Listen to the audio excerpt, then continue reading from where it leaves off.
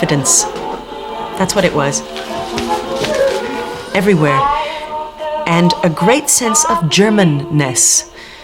National costumes, parades, music. And even if you found it all a bit funny, there was so much good. You could leave your door unlocked.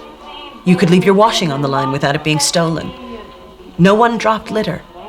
Young people offered you their seats on the trams. And yet,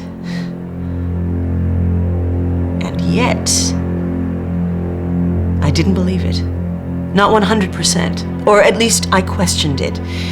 In America, I had heard so much bad of Nazi Germany. Violence, brutality. I wondered if I was being allowed to see the whole picture. Tens of thousands of books were cast into the flames around which Hitler's brown-shirted Nazis stood with fixed bayonets. Newsreels like this fueled the image many foreigners held of the Nazis' rise to power. No such act of barbaric vandalism had been recorded in modern history. As the leaping flames of the Nazi bonfires illumined the night, the crowd about danced and hurrahed in an ecstasy of mad emotion, while stories of wanton beatings and bullyings in the darkened streets added to the terror. Such pictures were seen around the world. Hardly surprising Nora was suspicious. It's all you foreigners. Curious to see if we Germans are as bad as they say, huh? The truth, Nora had to find out for herself. Early in my stay, I was reading the German papers. Problems all over the world. Unrest in France, misery in Russia, a shipping strike back home in California. In Germany, everything's rosy. A small squabble in the Nazi party, but it only gets 1 or 2 paragraphs. And then I picked up the British paper. As an American, I was still allowed foreign news. And lo and behold, Germany's the headline. Hitler crushes brown shirt revolt. No pity for Hitler's friends. Shot, he says, for treason.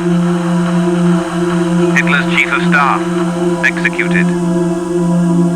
It was the night of the long knives, June 30th, 1934. Hitler had butchered 400 top brown shirts, the very men who helped him grab power in the first place.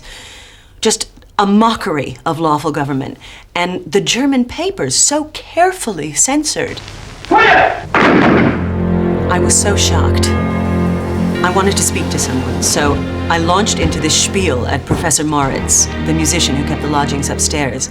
And his reaction, I will never forget. This extraordinary phrase he came out with. Still, sprich durch die Blume. Shh, speak through a flower. I didn't know what he meant. And then it dawned on me. Speak through a flower. Say only good things. Don't criticize. If you must talk of the Führer, then it must be because you wish to praise him. Or else do not speak at all. He blocked up the keyhole with putty. He stuffed a pillow along the base of the door. He pulled out the cables of the telephone. These days in Germany, you cannot be too careful. And I think it was only then that I realized how terrified some people were. Let me tell you a story. Maybe you'll learn more what it feels like to live in this Germany now. The other week I go to a shop, say to the shopkeeper, how's business? Just small talk. Stupid thing to say. His wife goes, business? It's bad. It's non-existent. We don't notice, but another customer's come in. Yesterday I go back to the shop, say to the shopkeeper, how's your wife?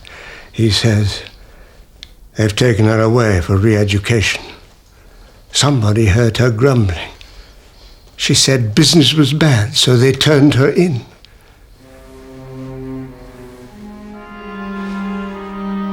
Maybe he thought it was me.